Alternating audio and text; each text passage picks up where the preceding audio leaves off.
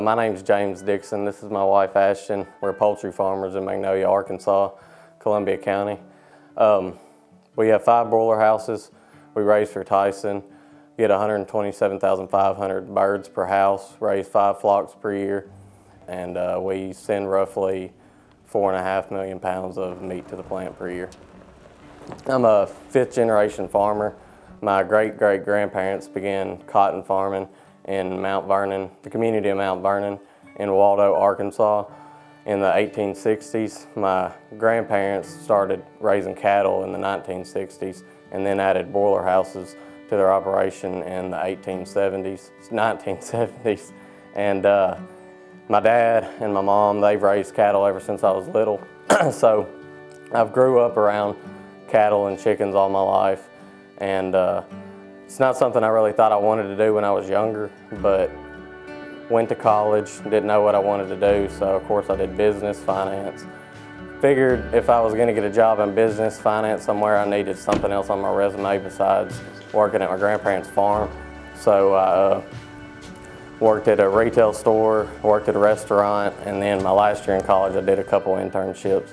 And when I did those internships, that's when I realized if I'm gonna be doing something remotely close to what I was doing in those internships, that I'm gonna be miserable the rest of my life. So I dropped out all my classes, re-enrolled online, and went back to work for my grandparents full-time and finished online and worked for them for several years full-time until I started looking for my own farm and found this place. I know if I didn't have something to work on, something to figure out, I would be bored. And this keeps my mind going all the time on something new that I can do to improve the farm and things like that. And I don't think many people realize how many working parts are in a broiler house. I mean, I have over 100 motors throughout the farm, over 100 brooders. I could keep going on. I mean, someone pretty much needs to be here all the time. And so, there's a lot to it, a lot more than people think.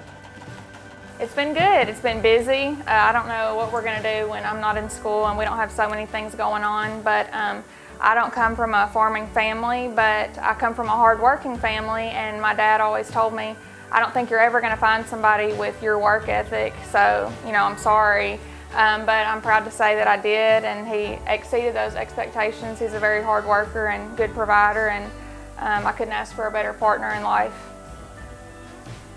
I went and talked to Chief Penner about a volunteer spot.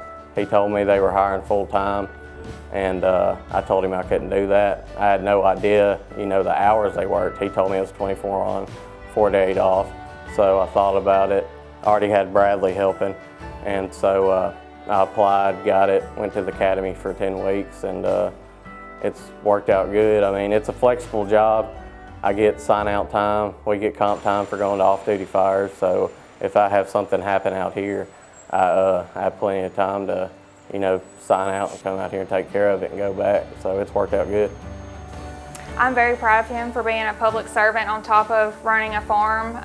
It's very stressful, I know, and I just pray every day for his safety, and we trust in God that he has a plan for our lives, and I know that he's keeping him and the rest of the crew safe.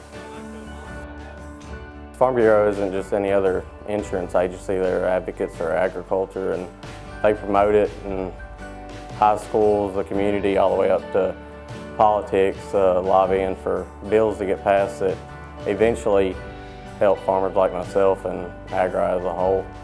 So that's why it's important to me, and I hope being involved. I've only been on the board for about a year and on the state committee for a couple months, but I hope I get the chance to help in that way someday. And I look forward to learning more about how I can give back and help educate children about farming, because you could say that farming is the backbone of America, and it's very important for kids to know that we need them to carry it on. Whatever my kids decide to do, I'm going to support them, but I hope one day they decide to do the same thing, and it'd be great if I have a boy or a girl that wanted to follow my footsteps in poultry farming.